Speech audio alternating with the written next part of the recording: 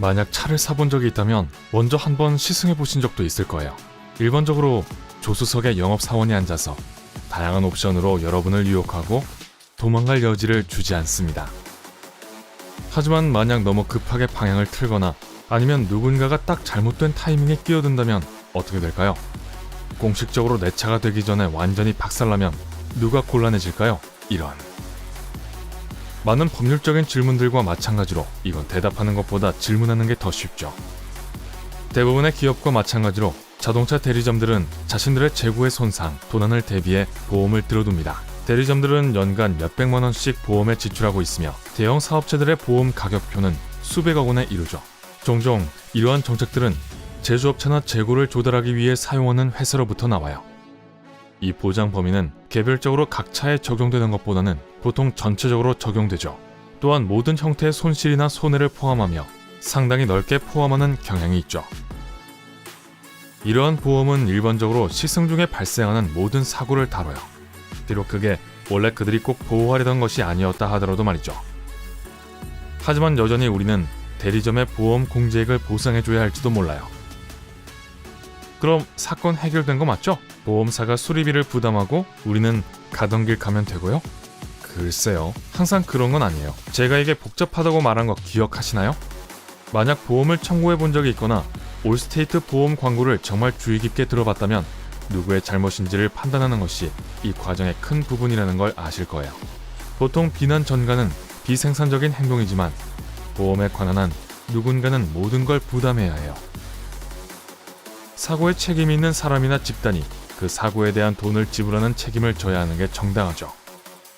만약 대리점의 보험회사가 우리 쪽에 사고에 책임이 있다고 느낀다면 당연히 비용을 지불하지 않는 쪽이 되려고 하겠죠. 만약 우리가 과속했거나 빨간 신호나 정지 신호를 그냥 지나갔거나 어떤 식으로든 무모했거나 부주의했다면 보험회사는 손해배상을 거부할 수 있어요. 이런 식의 일은 드물긴 하지만 만약 일어난다면 대리점에서는 두 가지 선택권이 있죠. 그들은 손실을 감수하거나 자신들의 재산을 훼손시킨 책임자를 쫓을 수 있죠. 어떤 결과가 더 그럴듯한지는 여러분이 선택하도록 할게요. 개인 보험회사에 돈을 지불하도록 한다는 건 종종 우리에게 손해배상을 청구한다는 걸 의미하기 때문에 거기서부터 일이 엉망이 될 수 있어요. 여기서 엉망이라는 건 어쨌든 은유적인 표현이에요. 제 생각엔 고속도로 4차선에 차 조각들이 흩뿌려져 있을 때가 말 그대로 엉망인 것 같아요. 하지만 뭐 그건 말할 필요도 없죠. 과속하거나 운전대 뒤에서 문자를 쓰고 있던 운전자들은 책임을 피하기 어려울 거예요. 비록 누가 책임을 져야 하는지를 바꿀 수 있는 정상 참작 상황이 있더라도 말이죠. 예를 들어 우리가 시운전 중이고 세차의 감을 익히려고 하는데 핸드폰이 울린다고 합시다. 누가 전화했는지 보려고 내려다봤는데 정지하려고 앞에 있는 차가 서행하는 걸 알아차리지 못해요. 브레이크를 밟지만 아직 내 차가 아닌 새 차의 앞부분과 다른 사람의 차 뒷부분이 뭉개지는 것을 막기엔 너무 늦었죠. 이런 경우 과실은 100% 우리에게 있는 것으로 간주되고 우리의 보험회사가 모든 손해에 대한 책임을 지게 될 거예요.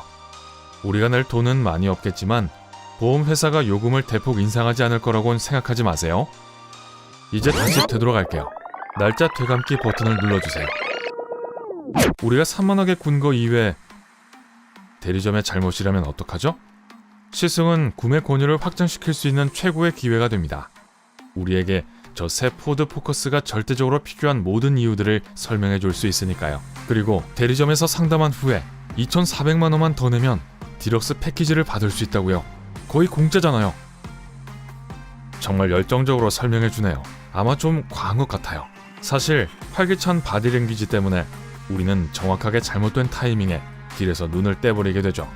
엄밀하게 말해서 운전한 사람은 당신이지만 사고를 일으킨 것에 대한 것은 우리보다는 판매원이 훨씬 더 많은 책임을 떠맡아야 한다고 주장할 수 있죠. 이런 경우에는 그들 잘못이겠죠? 그렇죠? 글쎄요, 아마도요. 우리가 운전대를 잡기 전에 대리점에서는 당신에게 한두 가지 서류에 서명하도록 했을 거예요. 이 중에 사고 발생 시 책임으로부터 자유로울 수 있는 포기 서류 같은 게 있을 거예요.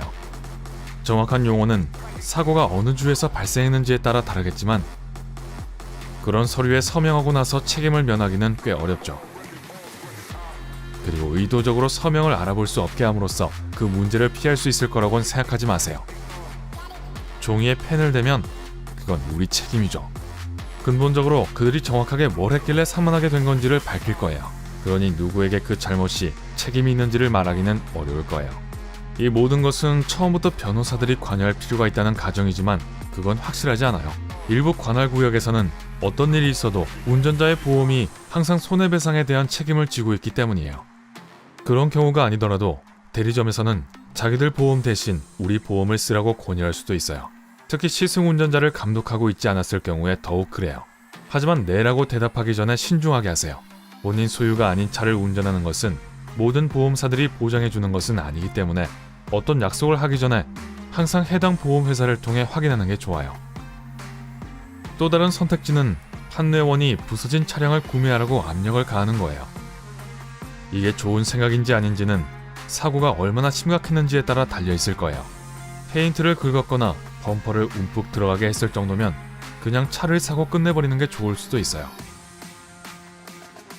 반면에 판매원이 훨씬 더 심각한 손상을 입은 차를 사도록 당신에게 압력을 가할 수도 있어요.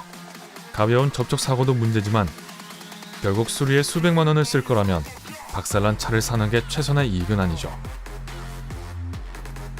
최악의 경우 부도덕한 딜러가 그렇지 않음에도 불구하고 파손한 차량을 구매해야 한다고 설득할 수도 있어요. 그래서 보험이 있는 거예요. 그들에게 보험이 없는 경우가 아니라면 말이죠. 그럴 경우 그들의 차에 전혀 타고 싶지 않을 거예요. 보험이 들어있지 않은 차를 타는 건 항상 위험하고 만약 이런 식으로 중요한 예산을 아낀다면 분명 또 어떤 것들을 대충 했을지 상상해보세요. 주차장을 벗어나는 순간 차가 바로 부서질 거라는 건 아니지만 조만간 불쾌하고도 깜짝 놀랄만한 일이 일어날 거예요. 좋은 소식은 시승 중 사고는 굉장히 드물고 꽤 경미한 경향이 있단 거예요. 이건 아마 대리점에서 누가 자신들의 차를 시운전할 수 있도록 허락할지에 대해 상당히 신중한 태도를 보이는 것과 관련이 있을 수 있어요. 네, 시운전은 첫 할부금을 지불하는 것과 관련해 자동차 구입 과정의 필수적인 부분인 것 같죠. 하지만 대리점에서 당신에게 그걸 제공할 필요는 없어요. 거부하는 가장 일반적인 이유는 구매 예정자가 면허증이 없거나 만료된 면허증을 가지고 있을 경우죠. 또한 고급 차량이나 희귀하거나 고성능의 차량을 운전자들이 마구 몰 수 있도록 하는 것에 대해서 애매한 태도를 보이죠. 이런 차들은 도둑이나 폭주족들의 주 타켓이 되기 때문에 일부 대리점에서는 운전대를 잡을 사람을 두고 신중한 태도를 보이는 게 말이 되죠. 말이 나와서 그런데 정말 한 번쯤은 시승해보고 싶은 차가 있나요? 댓글에 어떤 건지 알려주세요. 전 노란 페라리를 찍었어요. 어떤 대리점들은 자신들의 차를 엄청 보호하는 반면 어떤 대리점들은 차를 사기 전에 고객들로 하여금 하룻밤 차를 가져가도록 하는 걸 매우 기쁘게 생각하기도 하지만 이런 관행은 드물어요. 보험사들은 결국에는 추가적인 위험이 따른다는 명백한 이유 때문에 이걸 좋아하지 않아요. 그리고 책임감의 의미를 흐리게 하고 하나의 보편적인 진실이 있다면 아무도 서류 작업을 좋아하지 않는다는 거예요. 그리고 쓰레기를 내다버리는 것도요. 중요한 것은 운전대를 잡고 있을 때마다 조심하는 거예요. 특히 운전하는 차가 내 차가 아니라면 말이에요. 오늘 새로운 것을 배웠다면 이 영상에 좋아요를 주고 친구와 공유하세요.